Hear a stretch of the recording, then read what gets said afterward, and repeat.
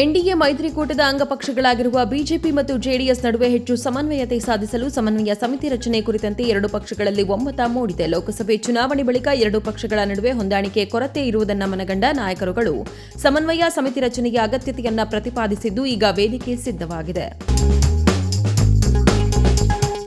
ಅಮೆರಿಕದ ಅತಿದೊಡ್ಡ ತಂತ್ರಜ್ಞಾನ ಪಾಲುದಾರಕನಾಗಿರುವ ಬೆಂಗಳೂರಲ್ಲಿ ಪೂರ್ಣ ಪ್ರಮಾಣದ ಅಮೆರಿಕ ಕಾನ್ಸುಲೇಟ್ ಸ್ಥಾಪನೆಯಾಗಬೇಕು ಎಂದು ಮುಖ್ಯಮಂತ್ರಿ ಡಿಕೆ ಶಿವಕುಮಾರ್ ಮನವಿ ಮಾಡಿದರು. ಕಬಿನಿ ಜಲಾಶಯದಿಂದ 10,000ದಿಂದ 15,000 ಕ್ಯೂಸೆಕ್ ನೀರನ್ನು ಹೊರಬಿಡಲಾಗುವುದು. ಹಾಗಾಗಿ ನದಿ ಪಾತ್ರದ ಜನರು ಎಚ್ಚರಿಕೆ ವಹಿಸುವಂತೆ ಅಧಿಕಾರಿಗಳು ಸೂಚನೆ ನೀಡಿದ್ದಾರೆ. ಮಹಿಳಾ ಕೋಟಾದಡಿ ತಮಗೆ ಸಚಿವ ಸ್ಥಾನ ಸಿಗುವ ನಿರೀಕ್ಷೆ ಇದೆ ಎಂದು ಸಂಡೂರು ಕ್ಷೇತ್ರದ ಕಾಂಗ್ರೆಸ್ ಶಾಸಕಿ ಅನ್ನಪೂರ್ಣ ತುಕಾರಾಂ ತಿಳಿಸಿದರು. ರಾಜ್ಯದಲ್ಲಿ ನಡೆಯುತ್ತಿರುವ ಮತದಾರರ ಪಟ್ಟಿಯ ವಿಶೇಷ ಸಮಗ್ರ ಪರಿಷ್ಕರಣೆ ಅವಧಿಯನ್ನು 2ನೇ ಬಾರಿ ಕೇಂದ್ರ ಚುನಾವಣಾ ಆಯೋಗ ಇಂದು ವಿಸ್ತರಿಸಿದೆ. ಇದಕ್ಕೂ ಮುನ್ನ ಜುಲೈ 29ರವರೆಗಿದ್ದ ಗಡುವನ್ನು ಆಗಸ್ಟ್ 8ರವರೆಗೆ ವಿಸ್ತರಿಸಿತ್ತು. ಇದೀಗ ಮತ್ತೆ ಆಗಸ್ಟ್ 17ರವರೆಗೆ ಕಾಲಾವಕಾಶ ನೀಡಿದೆ.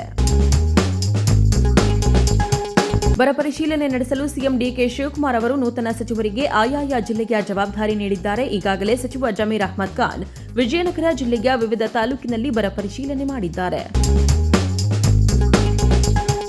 ಆಹಾರ, ನಾಗರಿಕ ಸರಬರಾಜು ಮತ್ತು ಗ್ರಾಹಕರ ವ್ಯವಹಾರಗಳ ಸಚಿವರಾದ ಕೆಎಚ್ ಮುನಿಯಪ್ಪ ಅವರು ಆಹಾರ ಇಲಾಖೆಯ ಖಾತೆಗೆ ರಾಜೀನಾಮೆ ನೀಡಿ ಅವರ ಮಗಳು ಶಾಸಕಿ ರೂಪಕಲಾ ಶಶಿಧರ್ ಅವರಿಗೆ ಸಚಿವ ಸ್ಥಾನವನ್ನು ತ್ಯಾಗ ಮಾಡಲಿದ್ದಾರೆ ಎಂಬ ಸುದ್ದಿ ಸತ್ಯಕ್ಕೆ ದೂರವಾದುದು ಎಂದು ಸಚಿವರ ಮಾಧ್ಯಮ ವಿಭಾಗ ಸ್ಪಷ್ಟನೆ ನೀಡಿದೆ.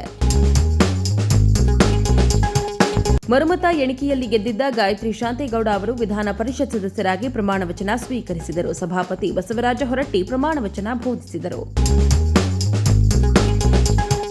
ಗ್ರಾಹಕರಿಗೆ ಪೂರೈಸಲಾಗುವ ಆಹಾರದ ಗುಣಮಟ್ಟ ಮತ್ತು ಸುರಕ್ಷತೆಯನ್ನು ಖಚಿತಪಡಿಸಿಕೊಳ್ಳಲು ಆರೋಗ್ಯ ಮತ್ತು ಕುಟುಂಬ ಕಲ್ಯಾಣ ಇಲಾಖೆ ಸಚಿವ ಯುಟಿ ಖಾದರ್ ಅವರ ಮಾರ್ಗದರ್ಶನದಲ್ಲಿ ಗ್ರೇಟರ್ ಬೆಂಗಳೂರು ಪ್ರಾಧಿಕಾರದ ವ್ಯಾಪ್ತಿಯ 26 ಹೋಟೆಲ್ಗಳ ಮೇಲೆ ಇಂದು ದಾಳಿ ನಡೆಸಲಾಗಿದೆ. ತಪಾಸಣೆ ವೇಳೆ 35 ಮಾದರಿಗಳನ್ನು ಸಂಗ್ರಹಿಸಲಾಗಿದೆ ಎಂದು ಆಹಾರ ಸುರಕ್ಷತೆ ಮತ್ತು ಔಷಧ ಆಡಳಿತ ಇಲಾಖೆಯ ಆಯುಕ್ತ ಶ್ರೀನಿವಾಸ್ ಕೆ ಅವರು ಪತ್ರಿಕಾ ಪ್ರಕಟಣೆಯ ಮೂಲಕ ತಿಳಿಸಿದ್ದಾರೆ. ವಿಧಾನಸೌಧದಲ್ಲಿ ಇಂದು ಗಾಯತ್ರಿ ಶಾಂತೇಗೌಡರ ಪ್ರಮಾಣ ವಚನ ಸ್ವೀಕಾರ ಕಾರ್ಯಕ್ರಮಕ್ಕಾಗಿ ಸಭಾಪತಿ ಬಸವರಾಜ ಹೊರಟ್ಟಿ ಕಚೇರಿಗೆ ಆಗಮಿಸಿ ಮಾತನಾಡಿದ ಅವರು, ಖಾತೆ ಹಂಚಿಕೆ ವಿಳಂಬ ಸದನಕ್ಕೆ ಸಚಿವರ ತಯಾರಿಗೆ ಅಡ್ಡಿ ವಿಚಾರವಾಗಿ ಪ್ರತಿಕ್ರಿಯಿಸುತ್ತಾ ಆಗಸ್ಟ್ 15ರವರೆಗೂ ಸಮಯ ಇದೆ. ಆಗಸ್ಟ್ 13ರಂದು ಸಂತಾಪ, 14ರಂದು ಎಲ್ಲರ ಪರಿಚಯ ಮಾಡೋದಿರುತ್ತೆ ಎಂದು ಸೂಚ್ಯವಾಗಿ ಹೇಳಿದರು.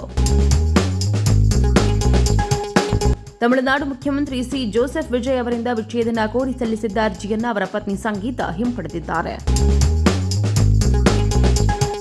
ಶಿರಾ ಶಾಸಕ ಟಿಬಿ ಜಯಚಂದ್ರ ಅವರೊಂದಿಗೆ ಸಿಎಂ ಡಿಕೆ ಶಿವಕುಮಾರ್ ಅವರು ನಡೆಸಿದ ಸಂಧಾನ ಸಕ್ಸಸ್ ಆದಂತೆ ಕಾಣುತ್ತಿದೆ. ನಾಳೆಯಿಂದಲೇ ನಾನು ಸ್ಪೀಕರ್ ಆಗಿ ಕೆಲಸ ಮಾಡುತ್ತೇನೆಂದು ಟಿಬಿ ಜಯಚಂದ್ರ ಅವರು ತಿಳಿಸಿರುವುದು ಇದಕ್ಕೆ ಸಾಕ್ಷಿಯಾಗಿದೆ.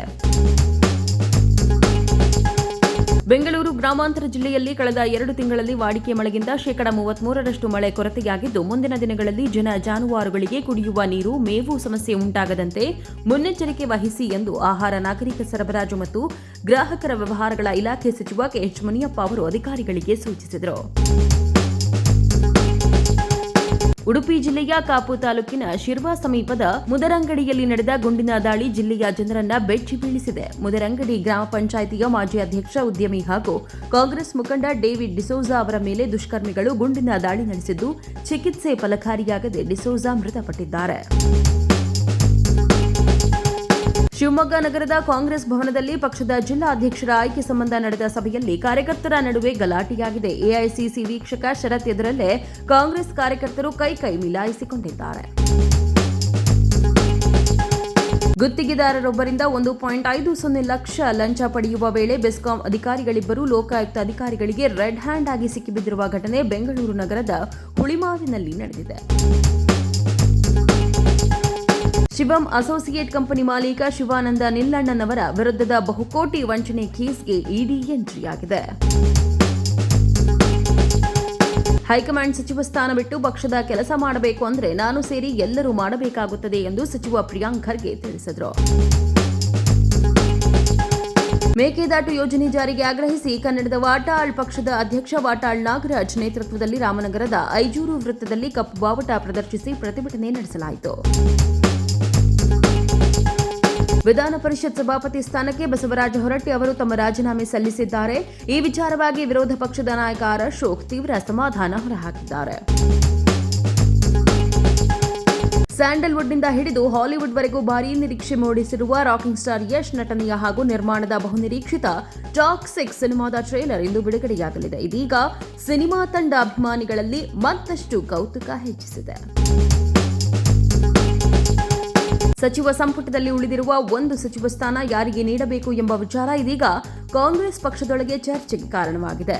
ಸಚಿವ ಸ್ಥಾನ ನೀಡದೇ ಇರುವ ಬಗ್ಗೆ ಅಸಮಾಧಾನ ವ್ಯಕ್ತಪಡಿಸಿರುವ ಕಾಂಗ್ರೆಸ್ ಪಕ್ಷದ ಅಧ್ಯಕ್ಷರು ಉಳಿದಿರುವ ಒಂದು ಸಚಿವ ಸ್ಥಾನವನ್ನು ವಾಸಣ್ಣ ಅವರಿಗೆ ನೀಡಬೇಕು ಎಂದು ಆಗ್ರಹಿಸಿದ್ದಾರೆ.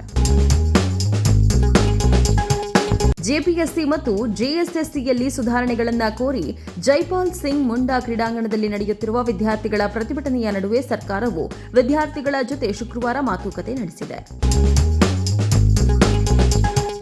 ಬೆಂಗಳೂರು ನಗರದ ಬಾಗಲಗುಂಟೆ ಪೊಲೀಸ್ ಠಾಣೆ ವ್ಯಾಪ್ತಿಯ ಹಾವನೂರು ಲೇಔಟ್ನಲ್ಲಿರುವ ಮನೆಯೊಂದರಲ್ಲಿ 52 ವರ್ಷದ ಮಹಿಳೆಯ ಅಸ್ಥಿ ಪಂಜರ ಪತ್ತೆಯಾಗಿದೆ.